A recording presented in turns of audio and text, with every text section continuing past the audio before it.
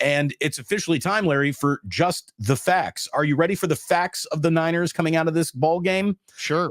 They've won the NFC West now for the 22nd time in franchise history. So congratulations. It's not easy winning a division anywhere in this league. The Niners have won their division. And for the 10th time in franchise history, they've swept the Cardinals in back-to-back seasons for the first time since 2012 and 13.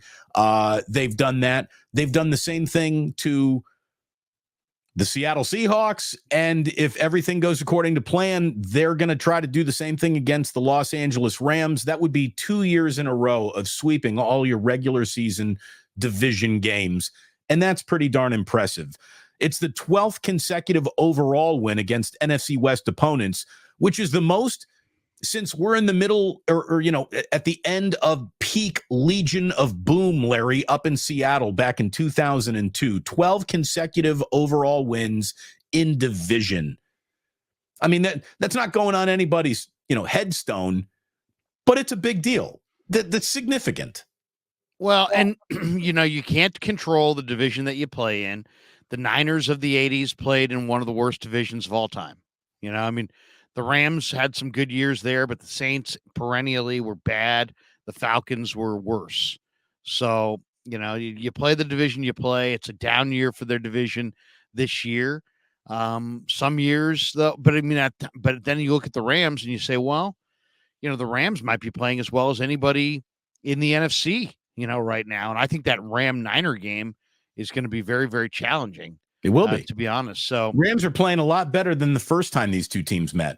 No question. They played good enough to peel the doors back on the Niners for a half there. Remember, that was the game where everybody started talking about this defense. And, oh, no, Steve Wilkes, he's up in the press box, and he's not making adjustments, and he didn't have the right game plan from the beginning of the game. And so that's where a lot of anxiety began against the Rams. Right, and the Rams have a good running back. The Notre Dame kid, Kyron Williams, is a hell of a back. He had another great day yesterday. So they can run it. They've got Stafford, and let's be honest, between Cooper Kupp, who wasn't there for the first game, Puka Nacua, and Tutu Atwell, you don't want any part. And then Higbee, you don't want any part of the Rams. The Rams are a very underrated football team right now.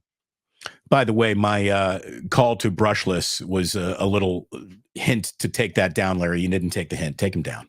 Take him down. We don't need Brushless hanging out with us for the full hour and a half or 2 hours, whatever we're doing. There we go. There we go. Clean up your room, Kruger. You and your kid. You don't make your beds. Just the facts of Brock Purdy, okay? He completed 16 of 25 for 242 yards, 4 touchdowns, and a passer rating of 135.3. His 4 touchdowns gives him 29. I believe that leads the NFL. Is it good to lead the NFL also in touchdown passes, Larry, when you basically lead the NFL in every other significant passing category? Is that good? Or is that would be good. That would be good.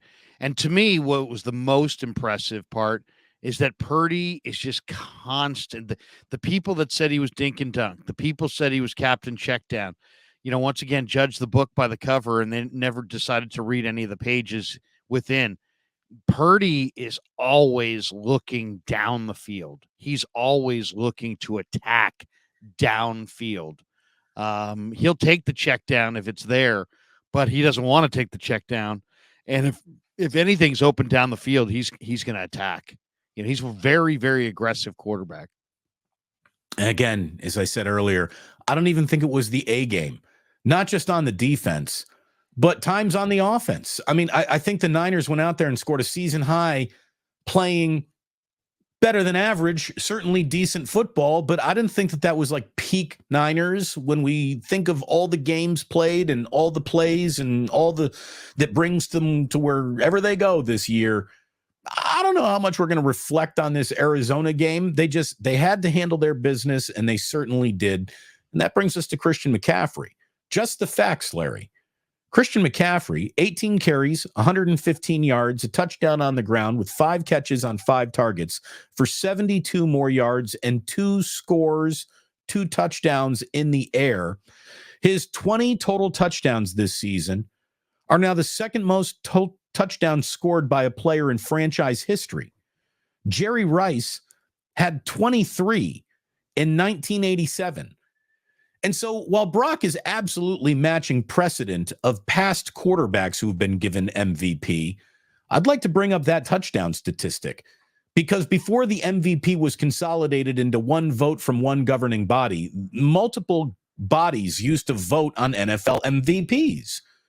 And it used to be the AP poll, which is still the end-all be-all of postseason awards in the NFL. And there used to be a professional writers MVP award given as well. And that was given to Jerry Rice the year that he scored 23 touchdowns. So there's precedent for either Christian McCaffrey or Brock Purdy to be named an MVP based on what they've done and when you measure it against the past. Yeah, I mean, McCaffrey. I mean, it's it's so funny because I know there was people on ESPN that ripped the trade, that didn't like the trade of a 2, a 3, a 4, and a 5 for Christian McCaffrey. I remember doing an interview with one of the Niner beat writers the day before that trade. I said, man, it looks like they're talking about McCaffrey. You think they ought to trade for McCaffrey? And he's like, no. I'm like, why? He's like, they don't need him. They've got Jeff Wilson and Elijah Mitchell. I mean, it was literally, that was the answer the guy gave me. The guy has amazing vision. He's in great shape. He's playing like his legacy is going to be defined by what he does this year. His yards after the catch. I mean, he's dominating the Cardinals. He's got 7 touchdowns in 2 games against the Cardinals this year. How about this one, too? McCaffrey has scored more touchdowns this season than the Carolina Panthers have as a team. Wow. I mean, that's pretty incredible. And very, that's perfect because we all know where he comes from. He's got 80 touchdowns in 89 career games, Larry. 80 touchdowns in 89 career games. He's now tied Marshall Faulk with his 15th game with 1 rushing touchdown and 1 or more receiving touchdown. That's tied for the most games in NFL history. It's his 4th season with at least 1,000 rushing yards and 500 receiving yards. Only 4 such players in NFL history have ever done that. And their names are Marshall Faulk, Tiki Barber, and Thurman Thomas. Have now done that along with Christian McCaffrey. He's one of 3 players in NFL history to register at least 6,000 rushing yards and 4,000 receiving yards in his first 7 seasons of his career. Again, Marshall Faulk and Roger Craig are the only other 2 backs that have ever done that in NFL history. So we all know that Marshall Faulk is in the Hall of Fame. I think any 49er fan watching asks almost every day, why isn't Roger Craig in the Hall of Fame? And McCaffrey, if his career ended today, I think he's in the Hall of Fame, Larry.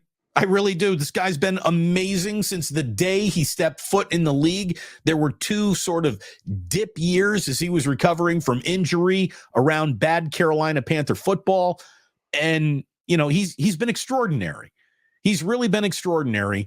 And I'm going to tell you this. I don't do guaranteed take it to the bank, but the NFL's MVP is on the 49ers.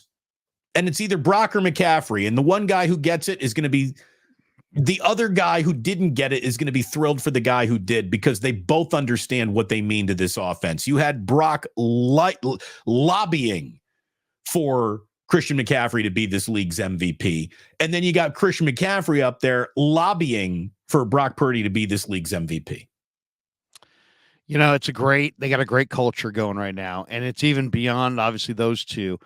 I can't remember, and I've been watching football for decades, I can't remember a team where the receivers blocked as well as these guys do down the field for the runners, and where the running backs blocked downfield this well for the receivers. The Niner weapons, whoever's getting the ball is really dangerous with the ball in their hands. But the unreported part is whoever's not getting the ball has turned into a devastating blocker.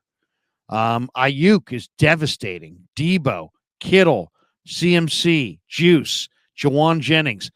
Every single one of these guys is really good when they catch it or run with it, but equally good when they're blocking for one of their teammates who's catching it or running with it. I mean, that's a culture That's Larry, not just like, hey, hey, they got a bunch of good blockers. No, they have a culture where this is the expectation. And Shanahan has spoken to it in the last couple of weeks. Look, Juwan Jennings is, in terms of being targeted, the least of the 49ers receivers, yet he is among the most important players on this team when it comes to explosive plays. Explosive plays are usually coming off the backs of Juwan Jennings blocking, off Charlie Warner and George Kittle splitting guys like bookends. I mean, it's more than just the offensive line. You're totally right about that. And you don't get explosive plays unless you got full team buy-in. And explosive plays, according to the NFL, are any passing play that goes north of 20 and any running play that goes north of 10.